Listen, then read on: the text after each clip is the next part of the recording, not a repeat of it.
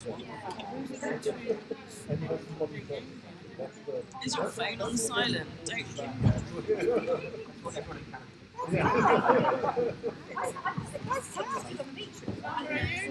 We're seeing this.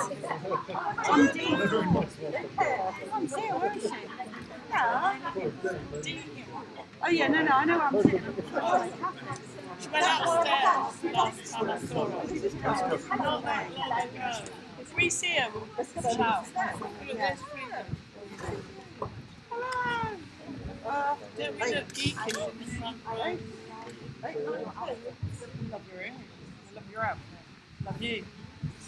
I know, it looks great. How is it now, being the one and only? The best. How it should be.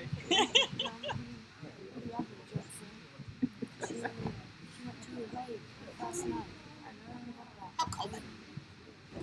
It's only 10. Where are you sitting? Sit what? Dad's up there. Dad, sit down there.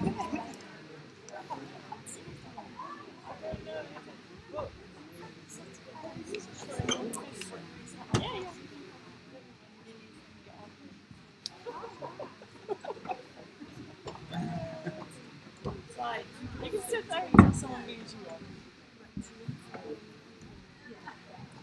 Again, I was because you train, and you can chat to Frida, because Frida's... No, Frida's chatting to me right. Can I ask you if you can to move centrally, if possible? Am I allowed to do that? I'm going to sit down. You can do what you want. You can do what you want, Jess. Wait till everyone's behind.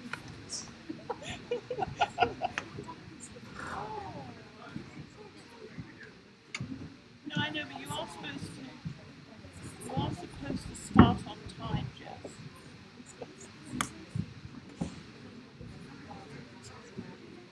There's too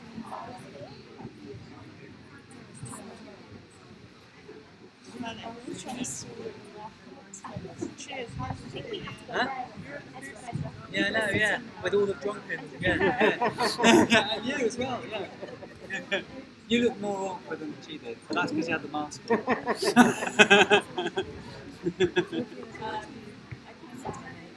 Oh, there. What numbers are you? 7 and 8. No, 9 and 10. Sorry. I think, are you in there? Are you 7 and 8? They're looking for 7 and 8.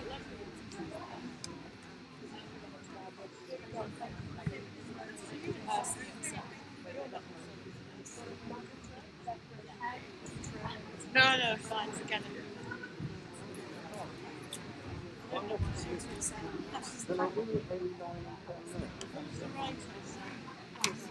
Oh, sorry. But it's fine. If you want to set up later, company, they will do your own for that stuff. Apologies, I didn't realise it was AA and Yeah, no worries, don't worry. Just enjoy.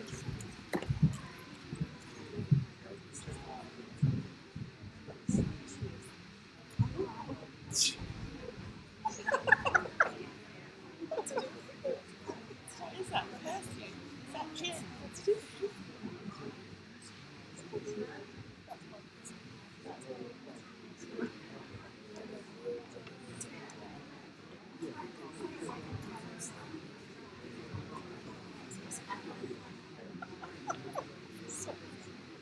See, you should have sat next to her. What is it? What were you from it? I know. They need a little bit of attention.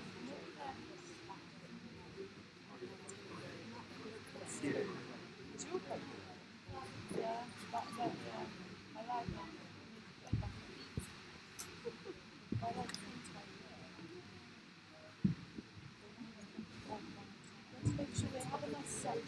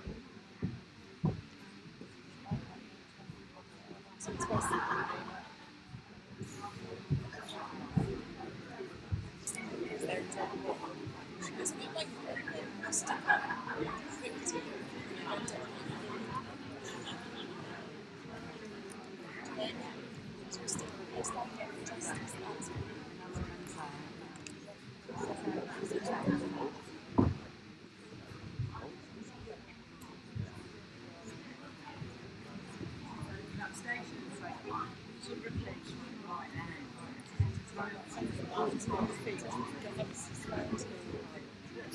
Oh yeah,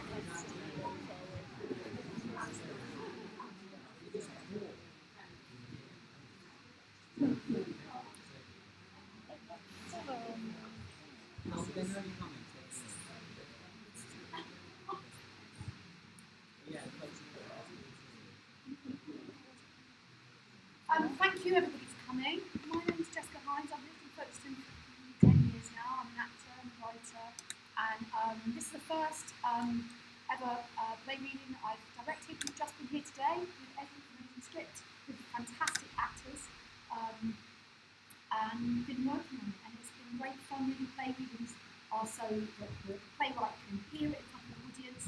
You become part of the process of creation because your involvement then becomes part of the play's journey. So you're the first people to ever see this play performed. Please stay for Q&A afterwards if you want to. No pressure, the doors will not be locked. You will be able to exit if you want to, that's fine. Let me introduce you to E Elia, who wrote the play, and he's going to tell you what it is and a little bit about it, and then we're going to start the play reading. Thank you.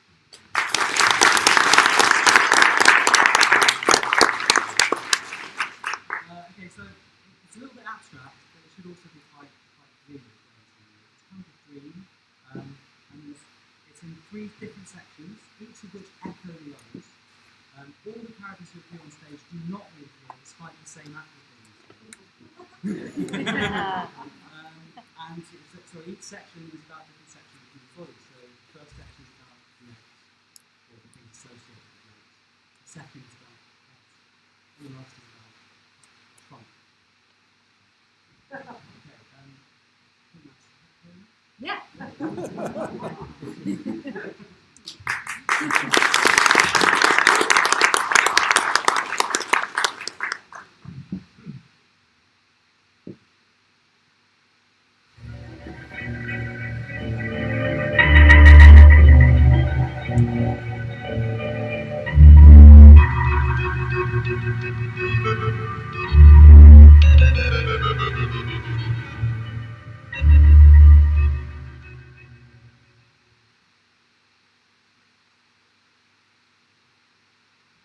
Cannot move. I want a leg. legs. 2 legs. To be done one in front of the other and work them scissor-like, press through across the earth to home, or that which I shall make a home. And on the end of these long legs I shall have 2 feet, one on each leg. Indeed. On the end of each leg I shall have a foot. In total? 2 feet on which to spread the weight of my upflung form across the earth without falling. Only moving. Indeed. Moving flat across the broad earth which extends like a stolid prostrate sheath of solid air endlessly. Until its end. I'm in want of a leg. Legs. Legs. I do not even have one. I'm reckless. I've spent them. I saw you.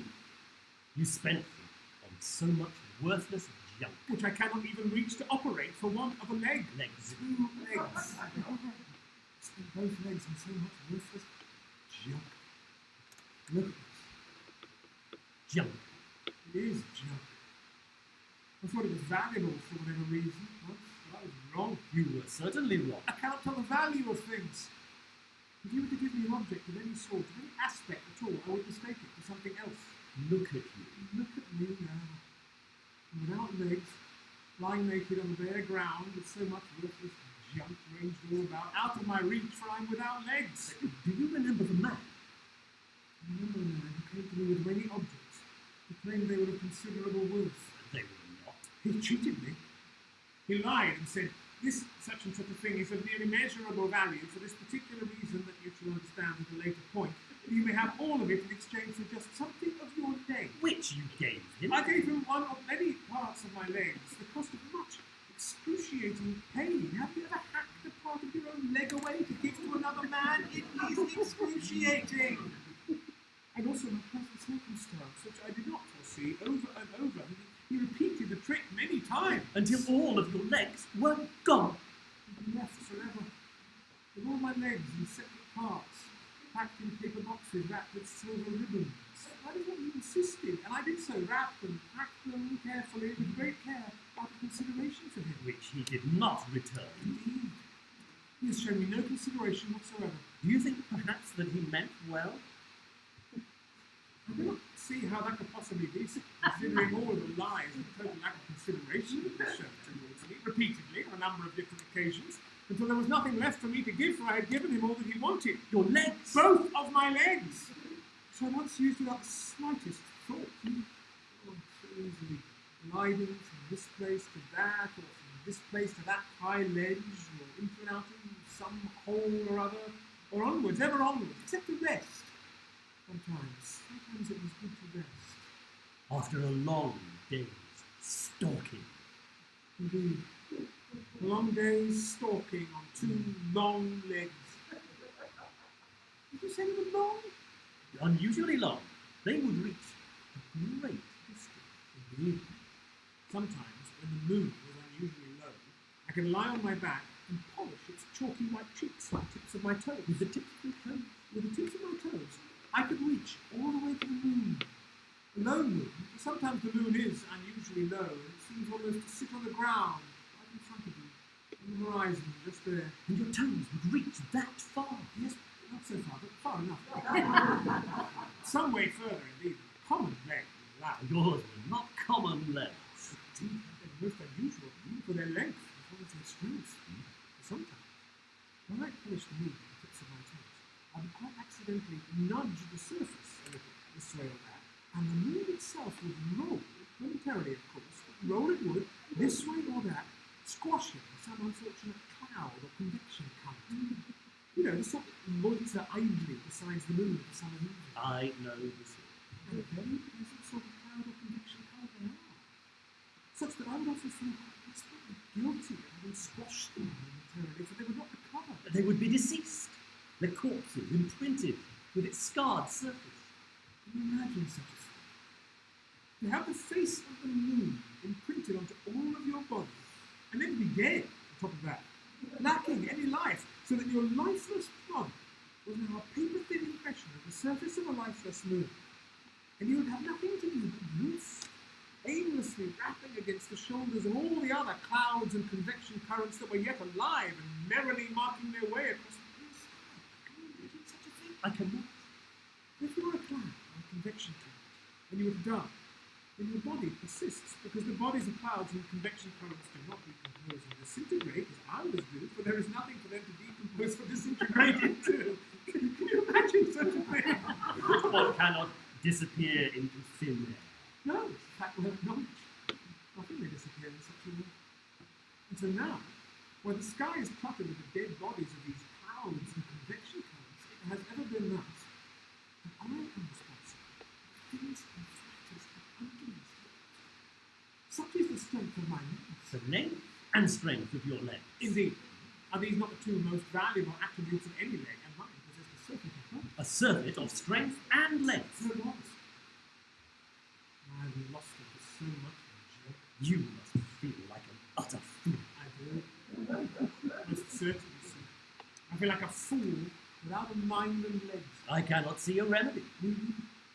There are no scraps of wood nearby, or sticks of stone that I could furnish as replacement. There is that one there. It's out of reach. I might fetch it. You might fetch it for me. I have legs, a body, hands, and feet. You not mentioned this to me before. You never asked. Of course. And besides, my legs, body, hands, and feet were so much less adequate than your own. At least until you lost your legs. And now, your legs being more than nothing are certainly better than my own. Indeed, they are certainly more than nothing, but perhaps they're not quite something also. You lack confidence. Can you blame me? All my life, I've accompanied you in one way or another, emotionally or intellectually perhaps, but never physically, such that all of my muscles have wasted and my bones have thinned to the width of a single strand of hair, and weaker also, weaker than a single strand of hair. All my bones combined are weaker than a single strand of hair. So how are we to proceed? I cannot say. Are we to remain here forever? stranded in useless muck until all of our faculties wither to dust, and our lives become withered as death itself until we decease and die? I cannot say. You remember once the time before, our mothers introduced us at a young age. Both of us were mere seconds old. Our mothers introduced us, yet we could neither talk nor tell the light from the dark. I remember it too. I do, and yet, in spite of the fact that we could neither talk nor recognize anything at all, for the world was so very new to both of us, still our mothers beheld the fixing of a bond between our kindred spirits, such that any attempt to part us from each other would constitute a terrible violence, like the willful splitting of a single solid life in two. And so they agreed. So they agreed to leave us lodged together for the duration of our lives. And they too remained lodged together as a single mother comprised of two, but forming one. Like us? Like us indeed. So from the very beginning, can you remember that in order to survive and exist in the world, we were forced to act in synchronicity. And our mothers also in the same fashion, to the extent that each of us specialized in certain areas to complement the whole. I remember.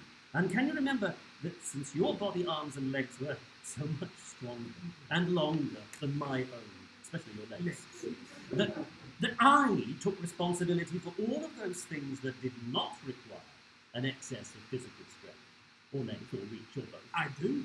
For example, it was my responsibility to tell the hours of the day, using a watch or any other instrument for measurement of the passing of moments, such as the position of the sun or moon in the sky on a given day, or the creeping angle of shadows cast from tall rocks, or upright persons such as yourself, when you can stand upright, or the flow of sand through the narrow opening of specially crafted receptacles. I remember it well. I remember standing tall, as erect as possible, perpendicular to the earth, and you, crouching and scurrying about the furthest reaches of my long shadow, measuring the angle of it as I stood in perfect stillness, barely daring to breathe, lest your calculations were disrupted and time slipped from the grasp. Indeed. Was that so long ago? Not so long, but not so short a time either. It's so very hard to tell. You've lost track. Indeed we have. And so you must remember that I also took responsibility for the handling of other abstractions, so to speak, such as the arc of each of our motions in timeless geometrical preconfigurations. And you, having received these designs, implemented them in physical substance, so that each movement of our bodies, of our hands, feet, head, eyebrows, lips, etc., achieved a certain stylish grace, so to speak. And we were lauded, were we not, for the apparently effortless grace of our general comportment. I remember that And well. the speed with which we accomplished these motions was quite phenomenal, such that each of our machinations, our plans, and implementation of such plans were barely visible to the naked eye. And this added to the great spectacle of our combined grace, so that we became almost mythic in our capacities, to foreign and familiar observers alike. Indeed, we were lionized for it in every general population, and we toured to perform for many private audiences that are uncountable in number. If I tried to count them, I would have surely fallen ill with the effort of doing so, for who can count the grains of sand on a long, balmy beach, or the quantities of microbial life forms in a single living world? It will be impossible even for the mythic supreme being that we once were. This is the scope of our popularity and the measure of our combined strength. And the quantities of money that we received from these operations were also quite inconceivable, so that the figures became abstractions themselves, much like the abstract geometrical configurations which seeded our original success. And then we lost all of it, for one reason or another. All of the money that we received was so great that it amounted to nothing at all. It's a great shame to see all our money is collapsed into nothingness, for that is the law of all things. When infinity approaches, all conceivable quantities vanish. So to our 16 houses, our army of servants, our titles, our deeds of purchase of every manner of object, our rights, accomplishments, our jewels, tassels, trinkets of every conceivable hue and matter, and matter also, all of the things that we owned which were comprised of matter, they vanished also. And all that we were left with were the rocks and hills to which we were born. So did not only in any technical sense, and our bodies also, which despite containing many marvellous and valuable features, not least among them our long and loose appendages, exemplified, surpassed even by the excellence of your legs.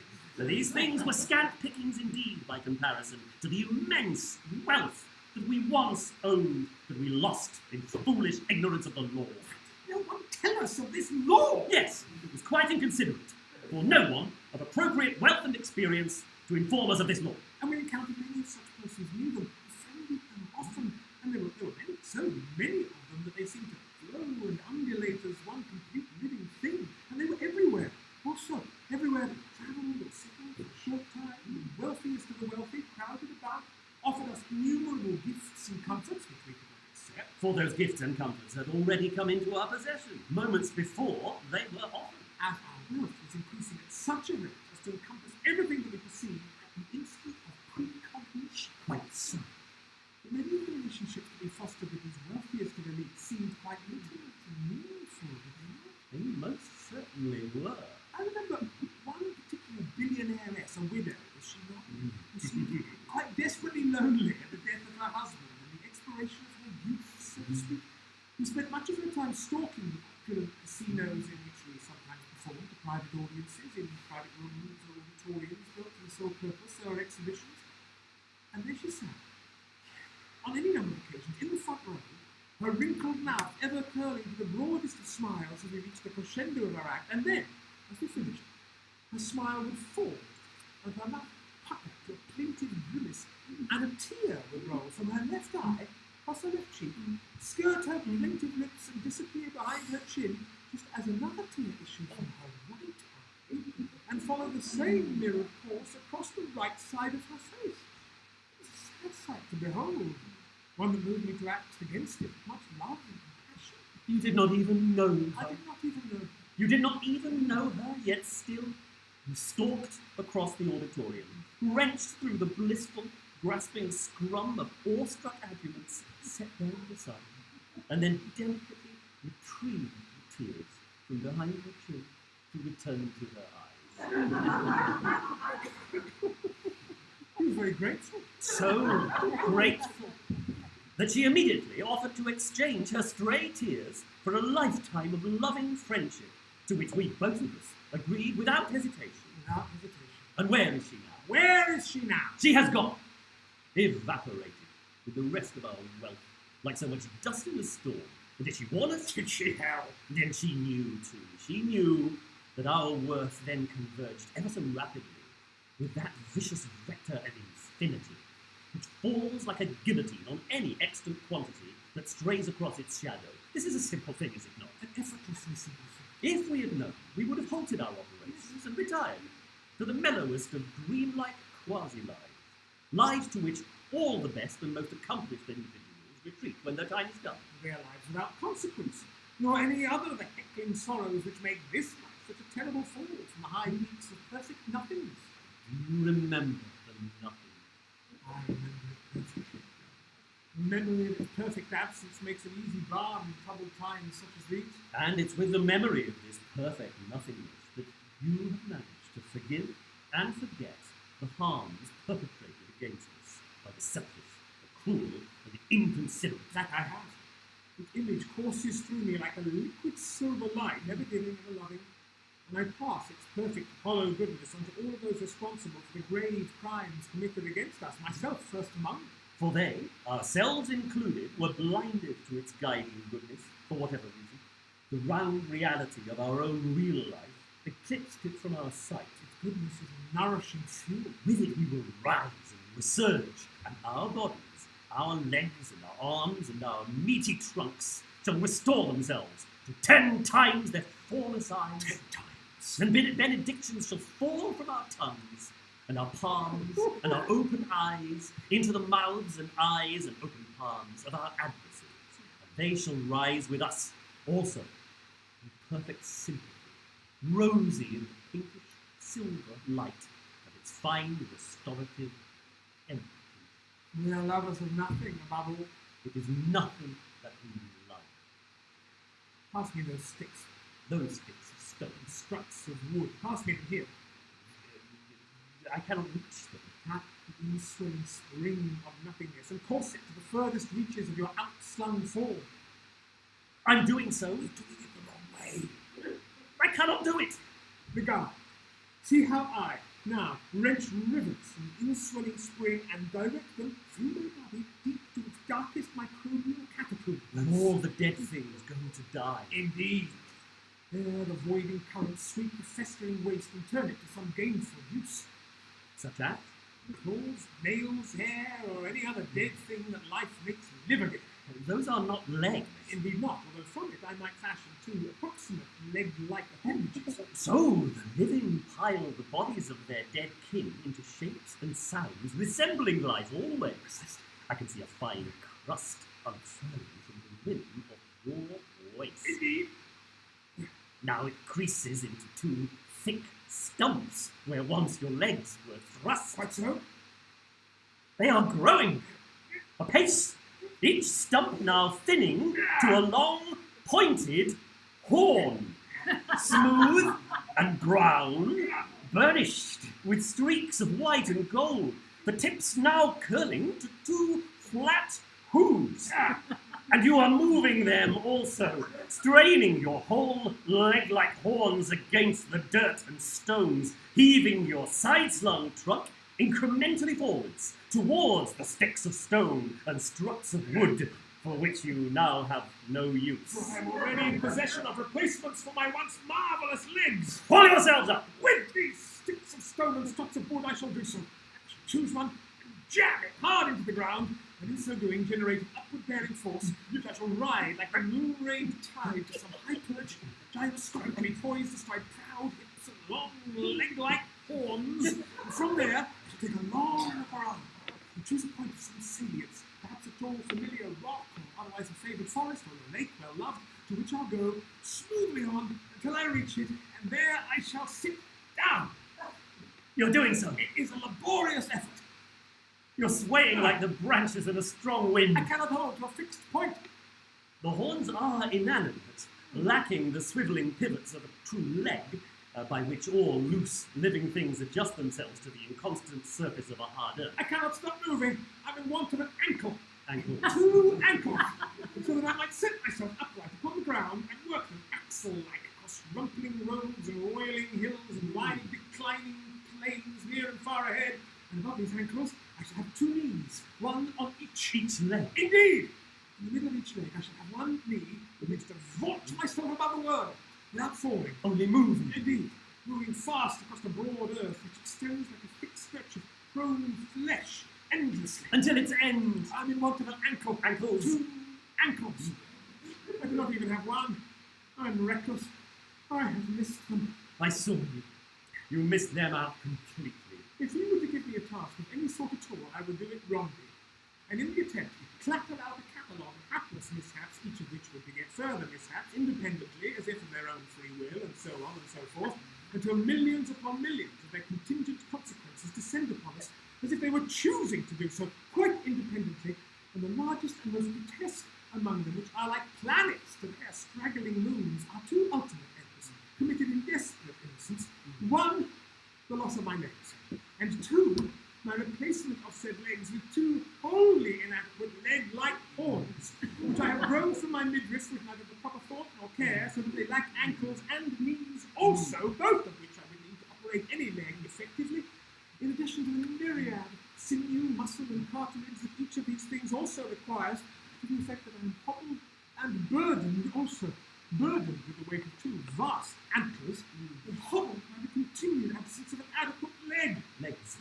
2 legs. And hobbled by the absence of my own 2 legs.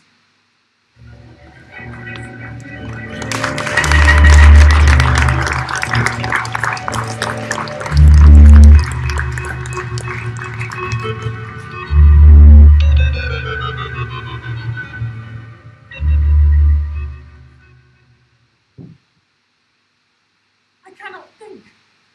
I am in want of a head. 2 heads, one for each, so that we may work them mirror-like against the hard light of chaos.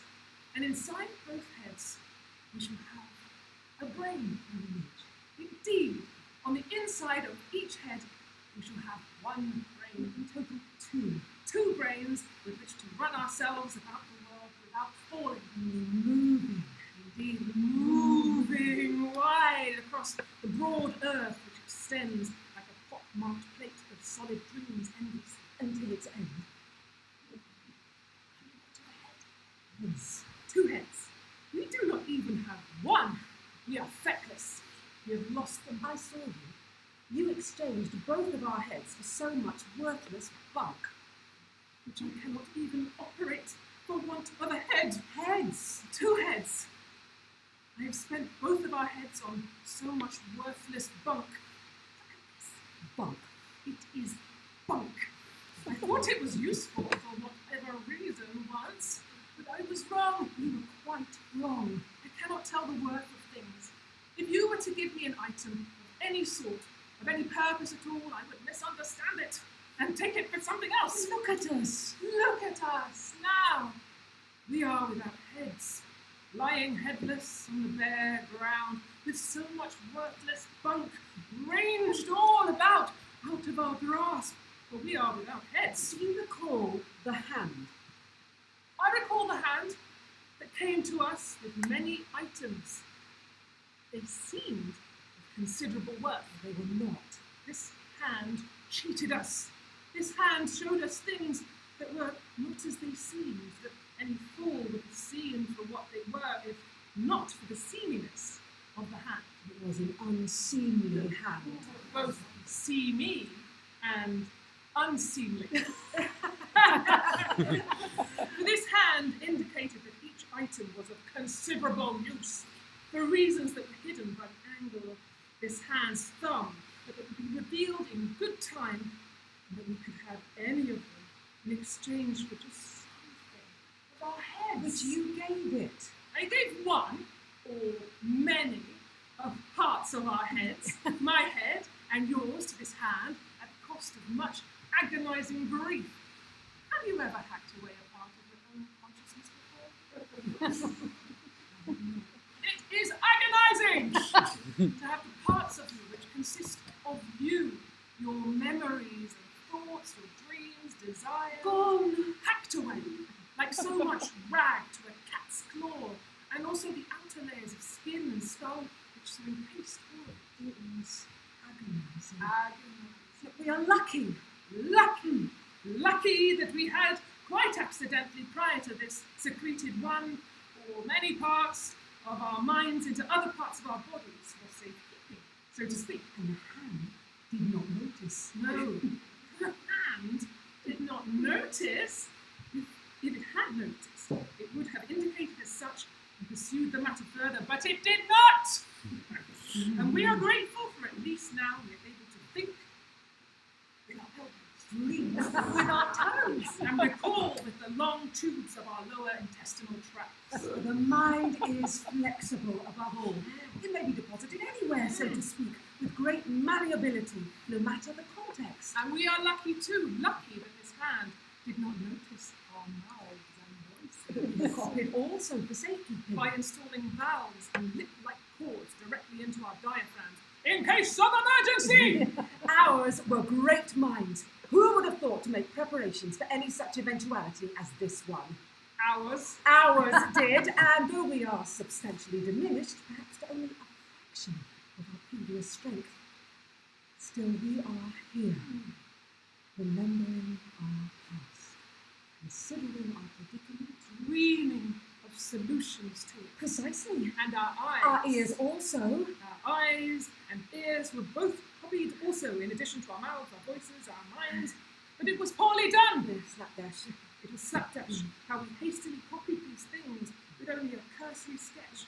Cursory but functional, and deposited them elsewhere, outside of our heads. Ours were great minds. Indeed great, but not omniscient either.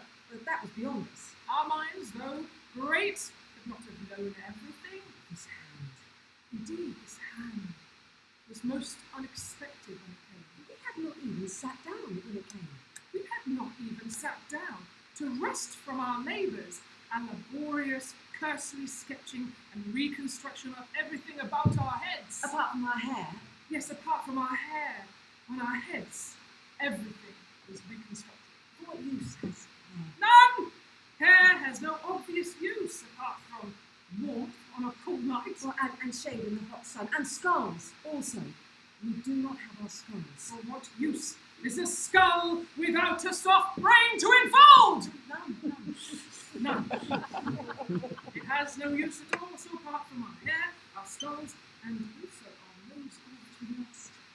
We lost our noses somewhere in the effort also, but apart from these things, we have everything in redacted form. Our fine minds. Fine indeed.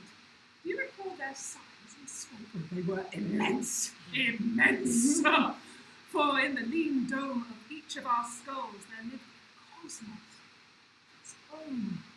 And this cosmos was not composed of stuff and things, but unblemished forms, each crystalline, unblemished by the erring, miring mass of stuff and things which each moment ground against the outside of our minds. And the things we could do. The things we could do with our once fine. Do you recall that we once built a beautiful man? A sinuous hulk of muscle and bone, with hair like muddy and rushing water, and eyes of silky, sultry fire. Do you remember? I remember. And do you remember that this man, this beautiful man, loved us like a lover should, plain and kind, with a passion that was plain and kind, for that was our intention. Our great minds planned it so perfectly, without errors, such that soon our beautiful man loved us too well, and we were undeserving of his affections. The purity of his affection became too pure for our imperfect selves, and we would have been lost. To be loved too well is a terrible thing. Difficult thing. It scolds! And in the scalding heat of his affection, we aged too fast. Our bodies parched and crumbled in the scalding heat of it, and so we built her hurriedly, beautifully. We hurriedly built a beautiful woman, beautifully to divert his love away from us. Sweating in the wretched glare of his affection, our bodies crumbling in the heat, we sewed this beautiful woman from the dust and gave her life. For him, we gave her life, and she was perfect, also like him. Both were perfect. He for her and her for him. They were perfectly matched and matchless also in perfection. Our fine minds made it so with such easy, hurried grace. And then they saw. They looked upon each other and saw. They were exactly matched. And in the moment that we recognized this fact, the very stuff which made them up belched and buckled inward.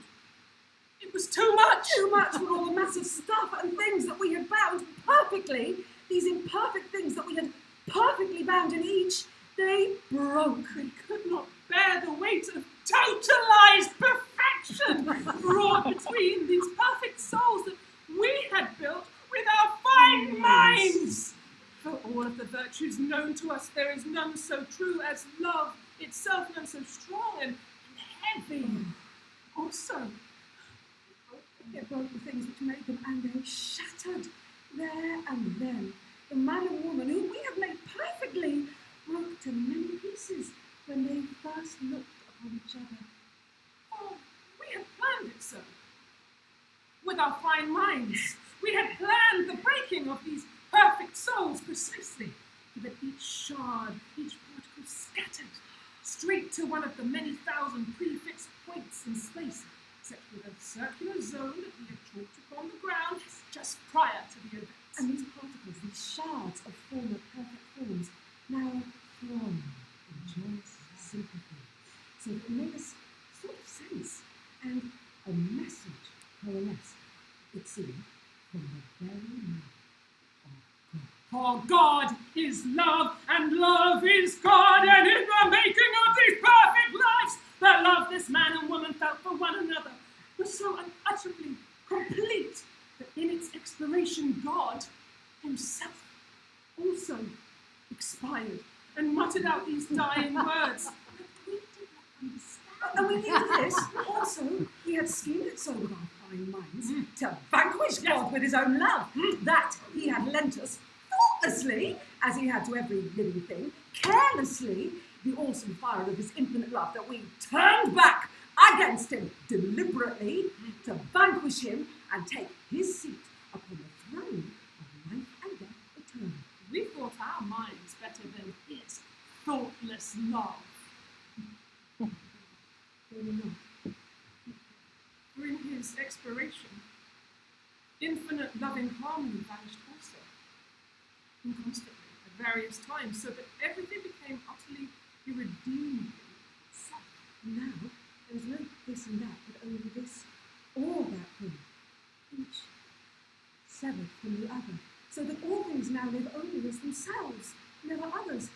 The links between each thing, each moment, are now irreparably unfixed. And so it goes that you are there and I am here, and the space between ourselves there also. Each of these things of you and I and space between ourselves are utterly distinct and severed from each other.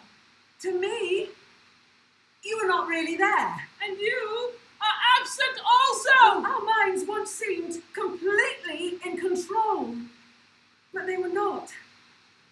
We are alone. Together, we are separate and alone. Parts of us separate also from our bodies. Parts of our bodies become separated also. And Constantly they drift away. our legs, Arms, hands, they drift and away. then return. And then the parts of us that were once here return renewed, emboldened by the blackness of a godless ether. And frequently our legs, arms and hands return, encouraged by the absence of an omnipresent love. They are psychotic. They think only of themselves. That leg, Which came back treading, stamping. your leg. It was mine! The leg was mine! And it returned, hopping, running, treading, stamping. It demanded with its pointed, prodding things to stamp and tread. Which we gave it. Yet we gave it anything we could to stamp and tread. Rocks and stones and clumps of earth, and our bodies also. It stamped upon our bodies which we gave it. We laid our bodies low for it to stamp and flatten out our stumps. And then it left Satisfied. selfishly. As we whined and writhed about our flattened stomachs, it left blindly without the slightest empathetic gesture, as if we never once were one. Ourselves that once were one. Gone. Now nothing adds to greater than the sum of all its parts. We have done it. With our fine minds that we once owned. We have desiccated nature. And broken to sneaking, separate, selfish parts. Sneaking hand. Your hand. Mine! It was my hand that tricked away our heads. Look at us now! We are without heads, lying godless on the bare ground with so much worthless bunk ranged all about out of our grasp. For we are godless and without heads. We have been fools with our fine minds. With our fine minds, we have been utter, feckless fools. For we have killed God with his own infinite love. And as a consequence, lost legs, arms, a hand, both of our heads, to his same ruthless hand. I cannot see a remedy. Neither I. There are no flecks of God nearby, nor scraps of mind that we could furnish as replacements. There is that one there. It's out of reach. I might fetch it close. Who might fetch it for us? Well, it's closer to me here on this side. If I lean across, like so, I might reach it with the tips of my fingers. It is too far. It's unreachable.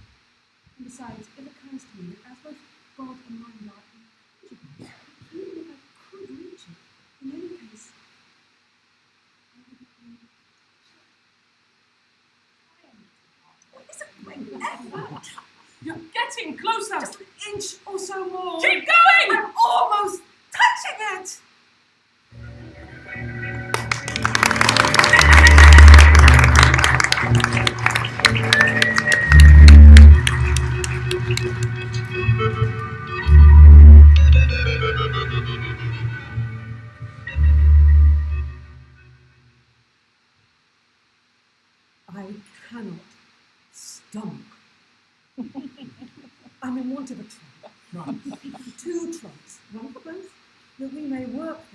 sponge-like against the burgeoning tide of edible or imbibable substances. And on the inside of these trunks we shall have 2 chests, one in each.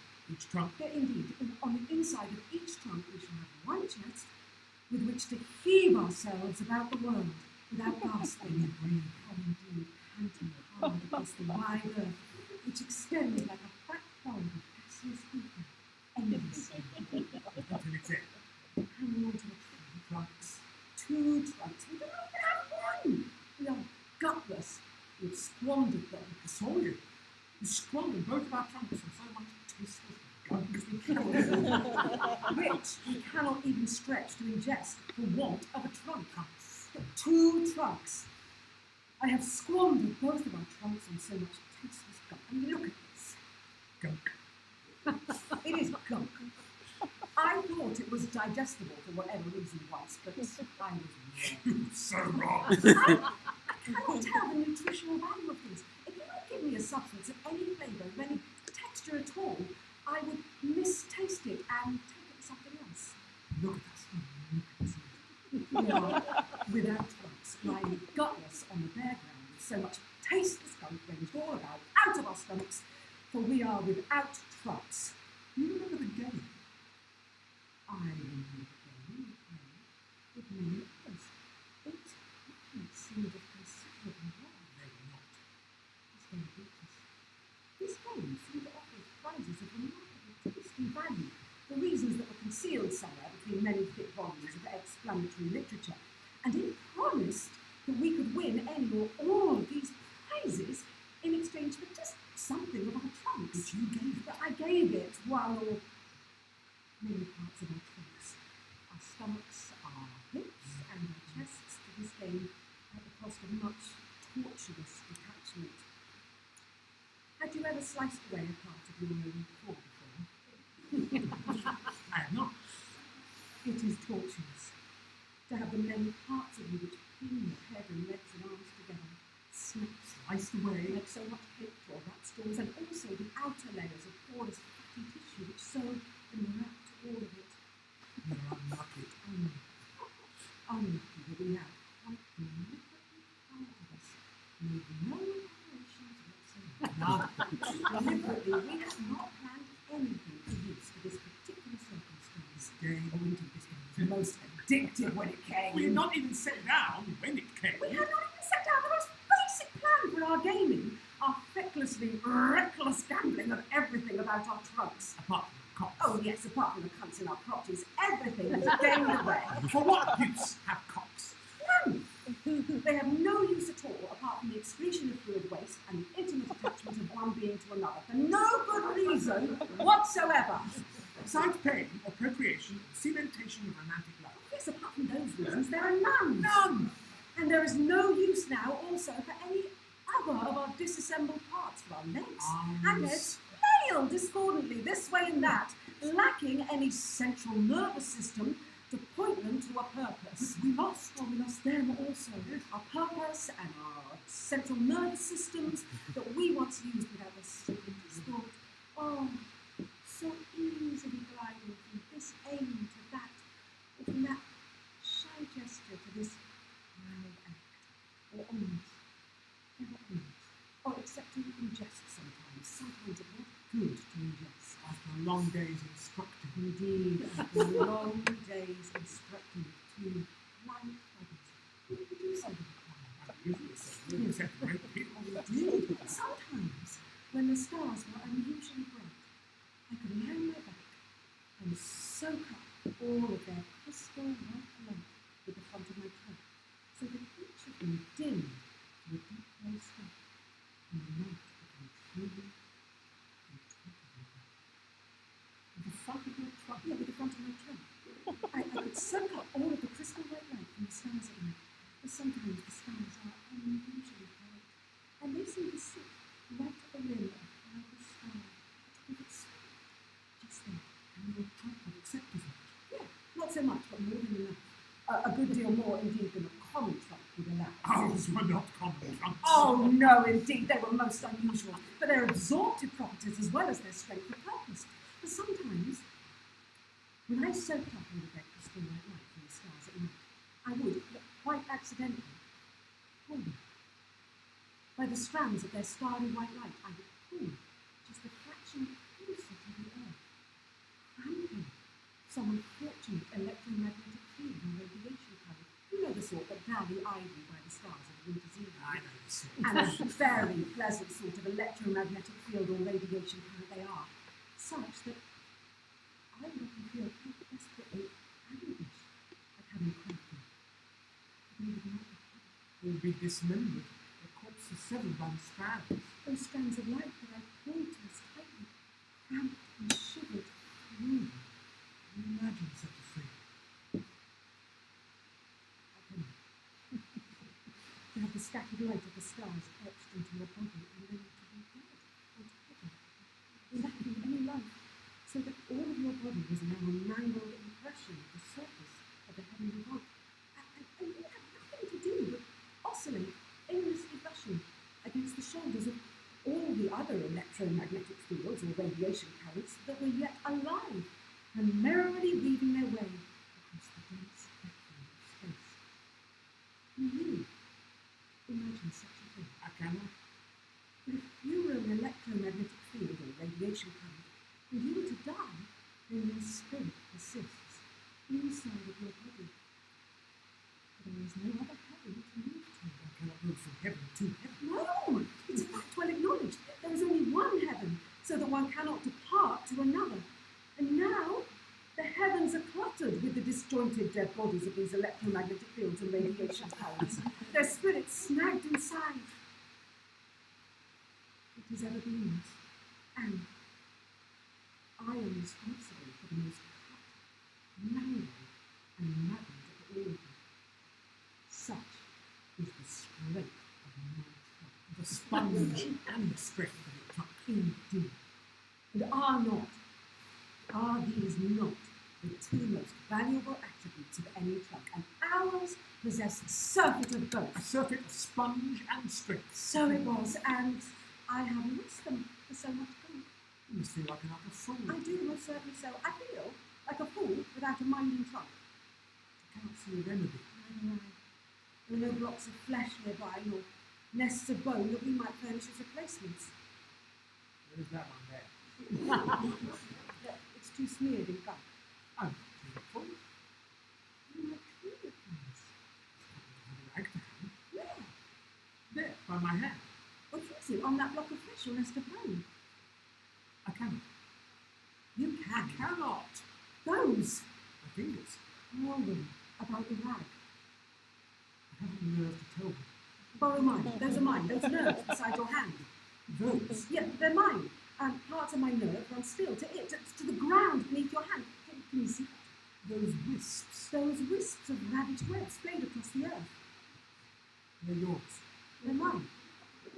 And mine too. And yours, your nerves too, those parts discarded from our trunks, run clearly across the ground, from the base of our skulls, they run out to all of our limbs, or some of them. Not this hand. No, not that hand, yours. Mine.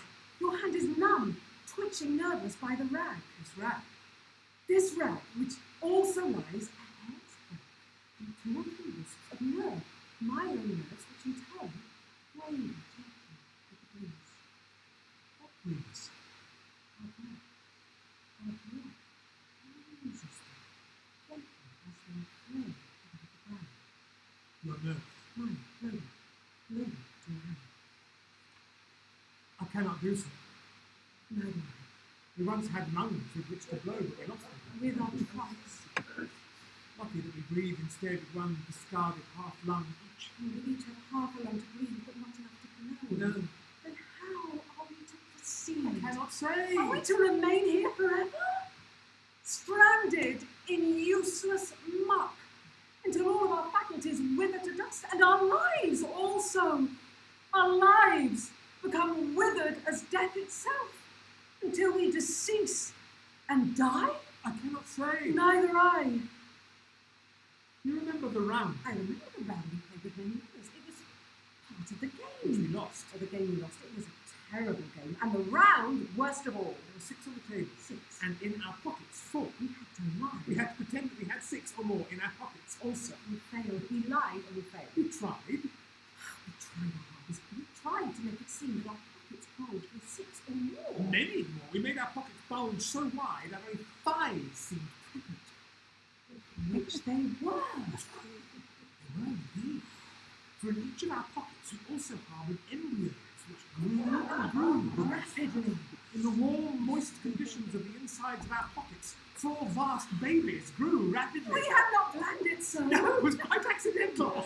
A total coincidence that we had quite absently placed 4 fertilised embryos directly into our pockets, and also the necessary organic matter to feed and fledge them fully. It would have been fortunate. Yes, it would have been, if not for the others in that game. They knew or guessed correctly despite our efforts. Our efforts were immense.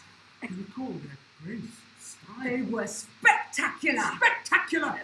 For 9 rapid months we raised a dazzling spectacle of blank sterility to divert them from our long delight at forming children on the insides of our clothing.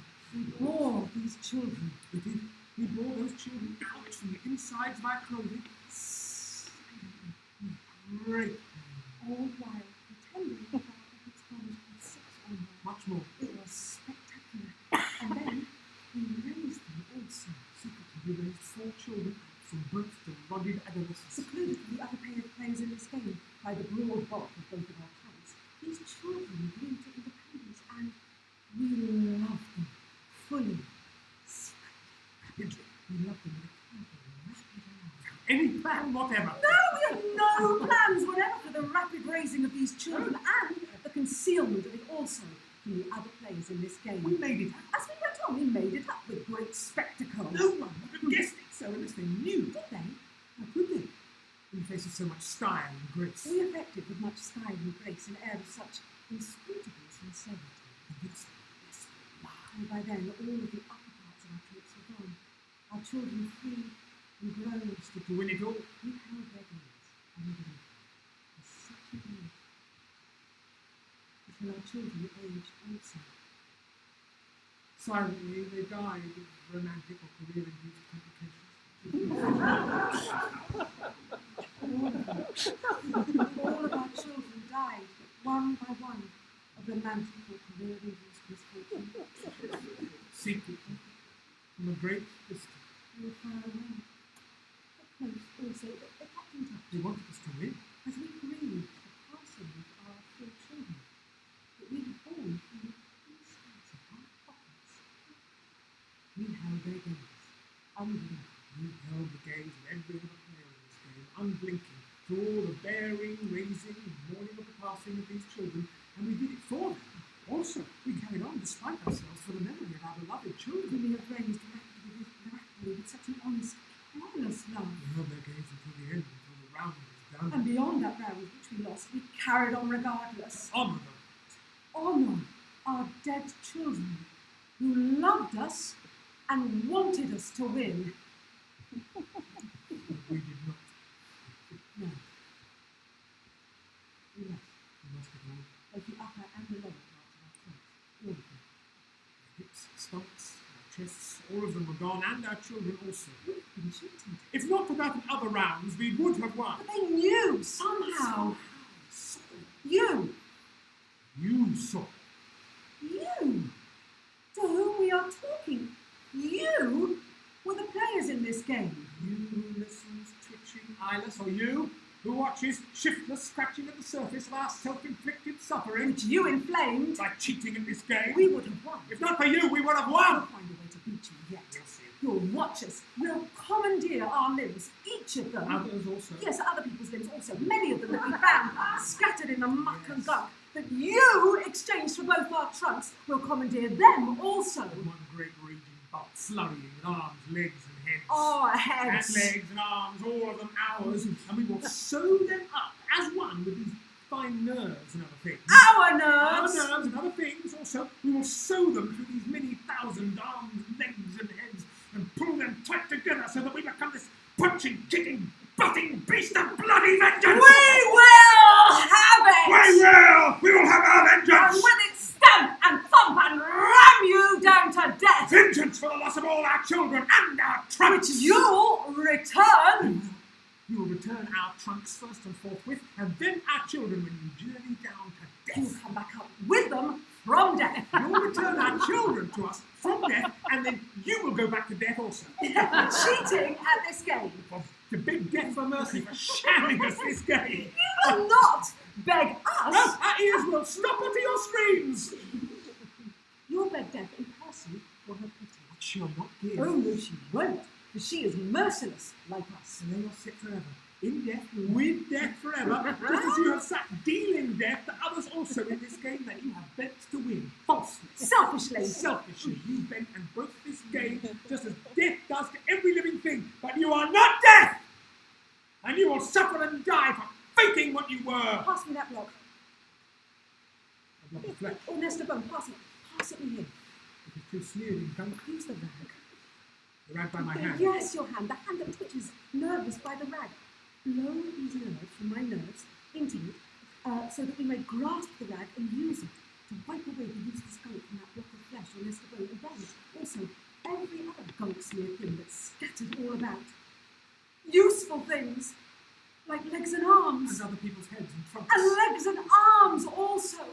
Other people's legs and arms and heads and trunks and our own, that we may thread them all together and have bloody vengeance. I cannot blow. We can. Together, we can blow my nerves into your hand by breathing sharply at it. This hand. Your hand, yes, blow by breathing sharply to it. It is almost working. Heave at it just a fraction harder. I am doing so. It's almost working.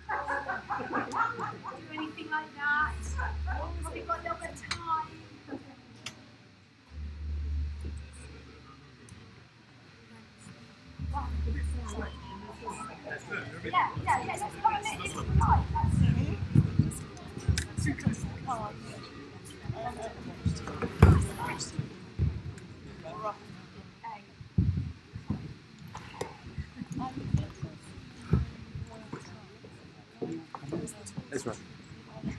Bring it a bit closer in.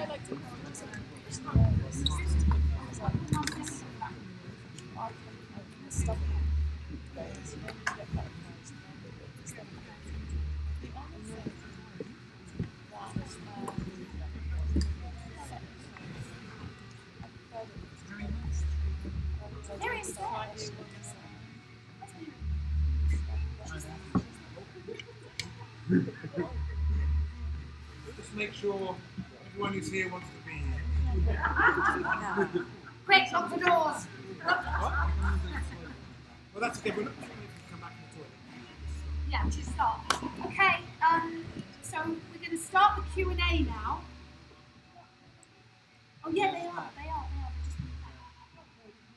just we're going to start the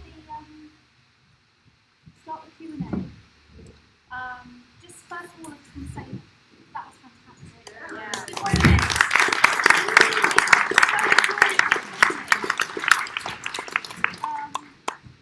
So I just want to start off by I don't know if you know who everyone is. This is Oliver Senton, Alex McLaren, Ezra Elia, Zoe Aldrich, and Lucy Clark.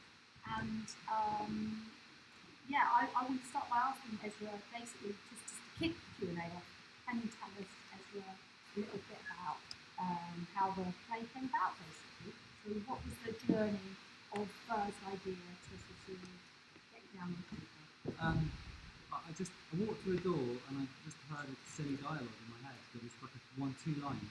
There was the leg collection and the legs.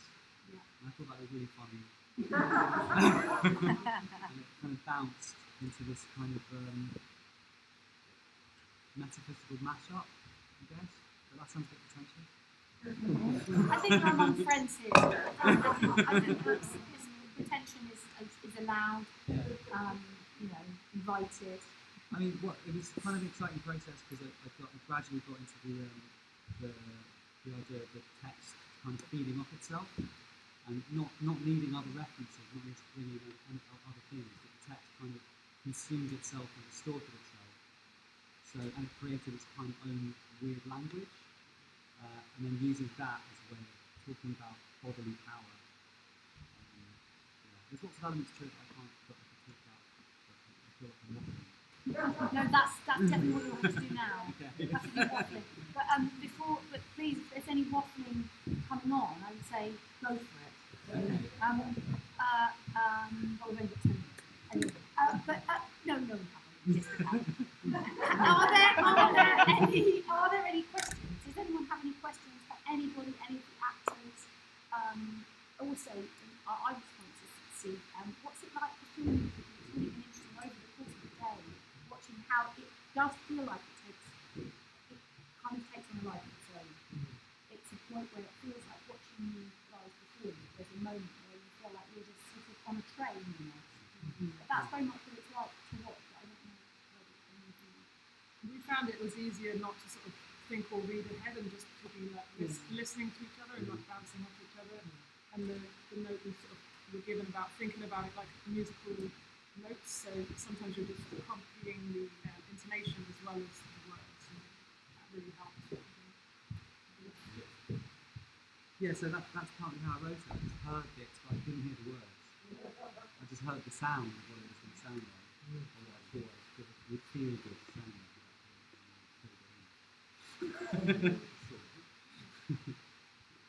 So I just want to ask, see if anyone has any questions. Does anyone have any? Yeah.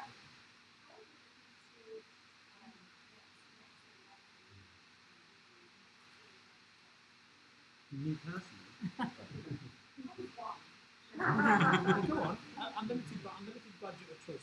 I'm not sure. I mean, I think. We could do it with lots of with sort of shadows and puppetry and that. We could do like leg extensions and do all sorts of crazy, really, really expensive special effects. But it might just suit radio. I think it would make a really nice sort of avant-garde kind of animation as well. You sort of see it like in folded paper. I think the script's made for live performance. Yeah. I can see it felt a lot better when you responded to it. After seeing you, I can't imagine anyone else performing. Any other questions? Hello. Something close to the year starts with and what the phrase is doing. By the time you got to the end of it, it goes through so many different parts and conversations. You're just surprised at what you feel. Yes and no. So obviously, yes, I'm not surprised and excited, but also because, like I said before, the text kind of consumes itself. So you hear choruses start to evolve, and when you hear, you know when it feels finished because there's a chorus that you can distort, but would still be recognisable, but become and finish an arc. And it has to be a big enough an arc for it to feel complete. So listen. When you say chorus, what do you mean? I mean just like simple turns of phrase that are repeated often very close to each other. So, and they kind of mark a key emotional sort of staging point. Like Yeah. Can I ask a question of the audience with relation to that? So I'd really like to know this. Listening to and watching the play, how much did you perceive that as one play, And how much did you perceive it as echoes of a similar play in different worlds? I don't know. Anyone has a response to that? Curious to know.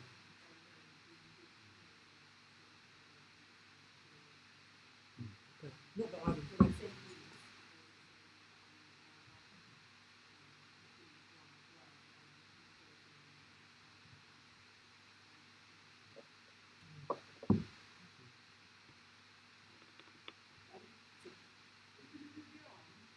Am I going to do nails? I was going to do toenails actually. I've got 2 pages on toenails. Sorry, a lot of the thing about repetition is actually to like relate to a 4-year-old, or quite she's 6 now. But I noticed that when you were trying to engage in play, if you repeated what you were saying in different ways, rapidly and sometimes not, it kind of frames and gives structure to an imaginary world that I was making with her. So that kind of filtered into the writing as well. Are there any kids here?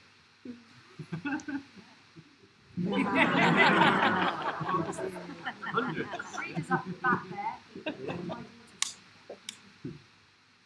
funny, we're 2 couples and we have sons who are best friends, but they haven't been here for any of this. And now that you mention that, I think When they were doing read through around the kitchen table, Albert was because I think we were doing Albert, weren't we? We got quite heated, and he was just standing there at the end of the table watching us. You say, so he's 11, he just started secondary school, and at the end he just said, "What are you doing?" Because he never really, although he knows we're actors, he doesn't see us rehearsing. So.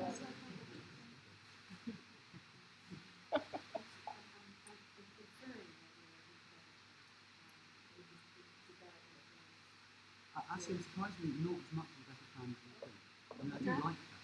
It's not as Titanic influences. I mean, yeah, it's a bit what I've written. It's quite a bit like that. I'm actually more influenced by a combination of, I guess, it's Golden and Simpson, but it really got traditional British sitcom writing. You had a kind of flow to the writing. What were their famous sitcoms that they wrote? Hancock's Half Hour and Steptoe and so on. They're really quite staunch classics, but the way in which the characters are written, I just read a lot of them when I was younger, and then also I've been influenced by a range of different surrealists like Dominic Haynes and Barton. They're kind of short stories and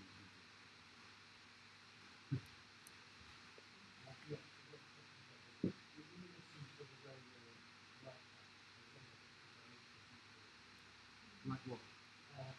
Sometimes I listen and I want to go it would be a shame if someone was Yeah, no, that's another reason that I really like what I really enjoy about the process of getting this done is that I got to with dialogue you get these really complicated ideas but you can break them down, tear them into chunks and repeat them.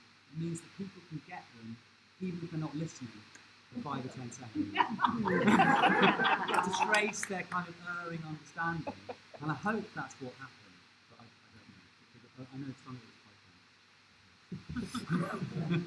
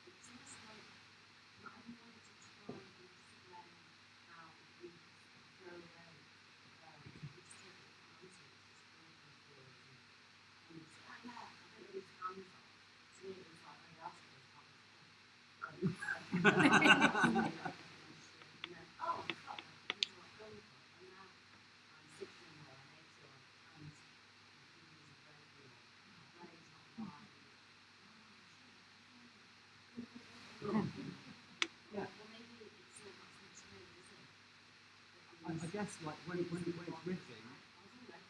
yeah, it's riffing.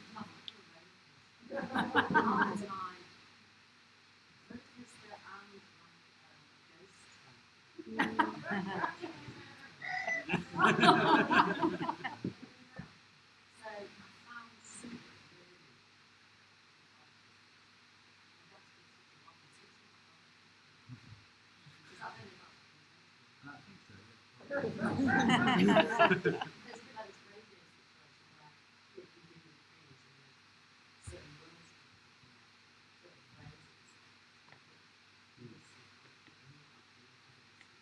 guess I get excited by like its value systems and just trying to mess them up. So, like a simple, like a real value system, and children.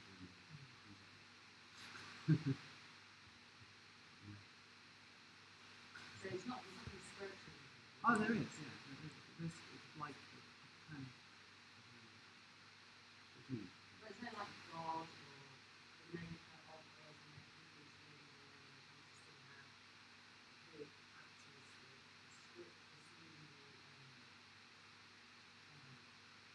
asking for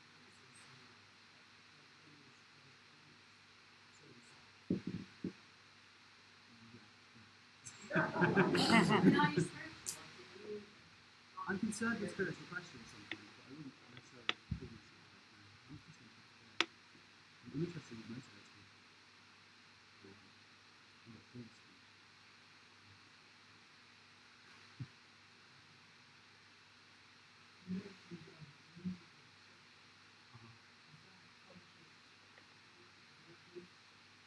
Reference. You mean to other plays? Or you mean to other plays?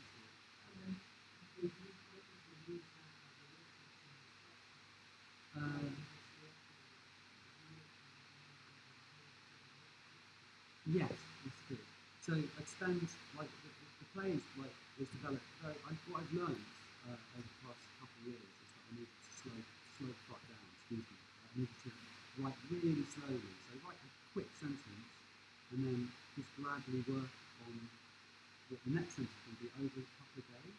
So I'll be obviously doing other things, but it'll be, and then the music, the sound of that will echo through and I think about what it means. So that's really very but yeah, so the sound of it is actually a kind of thought process, and it led it, and later I'd articulate what it exactly meant.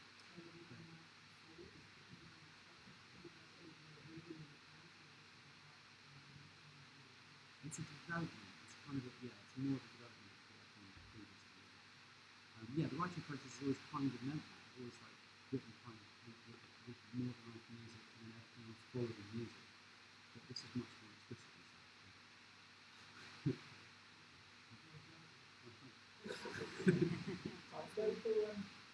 So the first one, and there was two people, they were talking about letters like that, the one leg each. But then it turns out they weren't. They were both talking about.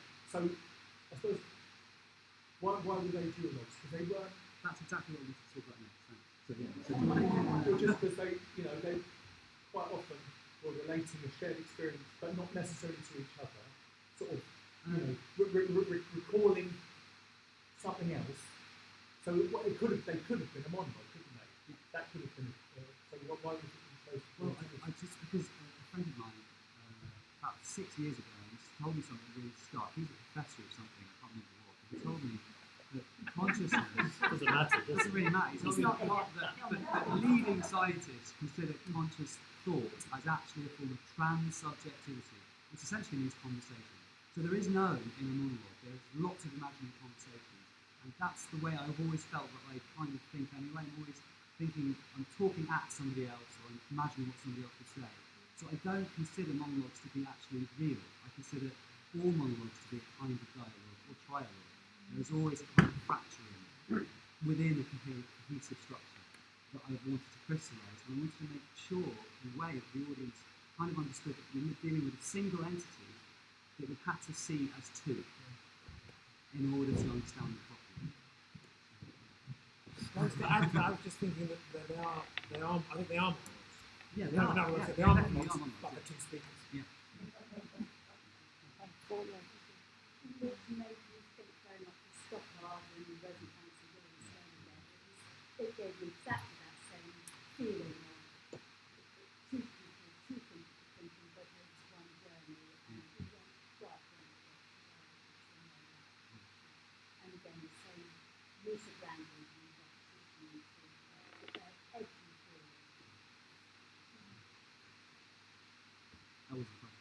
No, get in from there. But was that part of your, Yes, yes, it was.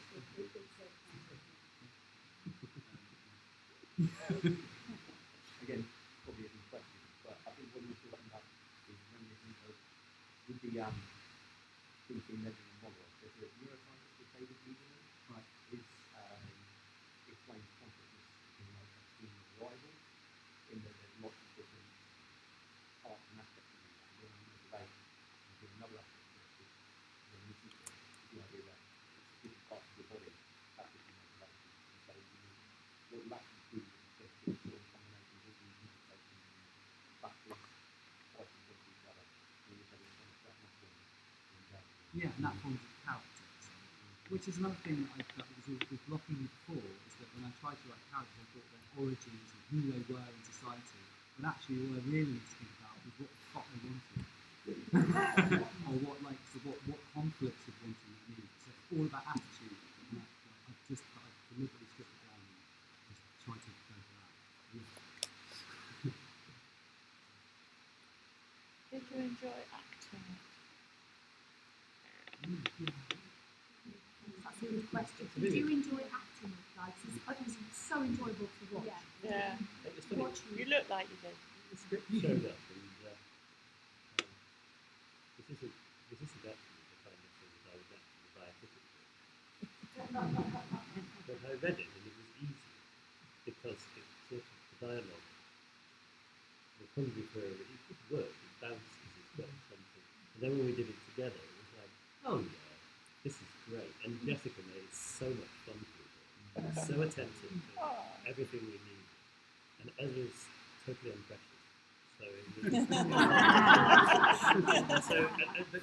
but it's nice. Sometimes with a play, you can only read, when you read it, it's kind of like, when you do it, that it starts to become, it's really amazing. And it was interesting doing it with you guys, because there's always that very important part of the work is done by people who sit out front. I really enjoyed So how fun it was and how much the human It's definitely one that needs to be read aloud, because when I was reading it at home, I was and then when we started sort of sparring, like off each other and listening to the information and bouncing back and forth, it's surprisingly funny out loud.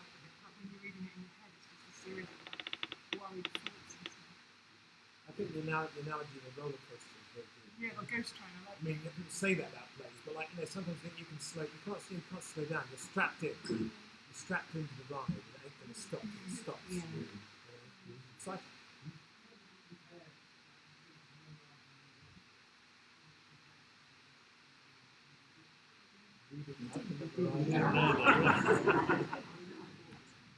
It's beautiful language. Yeah, it's very poetical. Yeah, and it's listening and it's very listening and artsy. It makes sense as something you have to sort of resuscitate. You create. I mean, but it's got its own mechanism. It's got its own machine in it.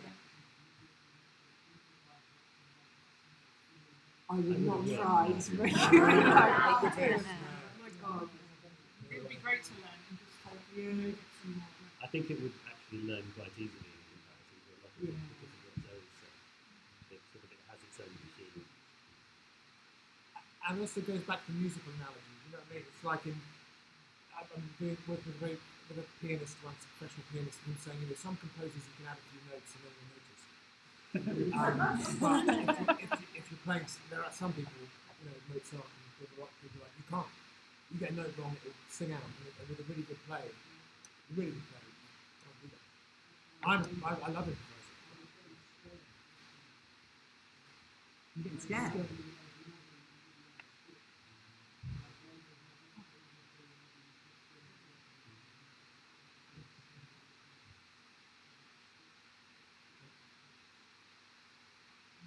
The quality is quickly material.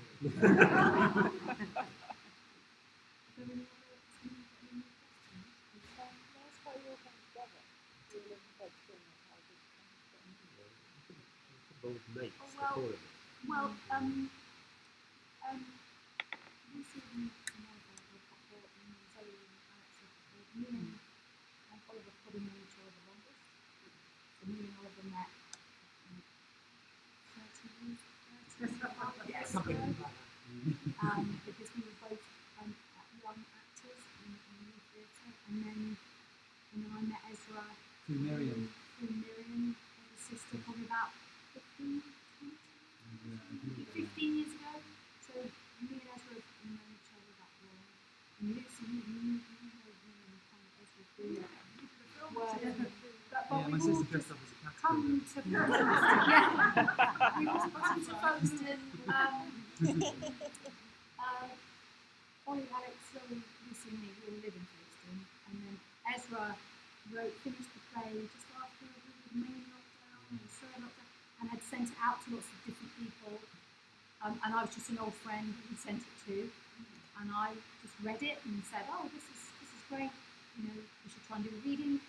And then, so I should say thank you to the. I should warn you, there's a version of this play on Spotify recorded by California theatre company, and it's really, really bad. Yeah.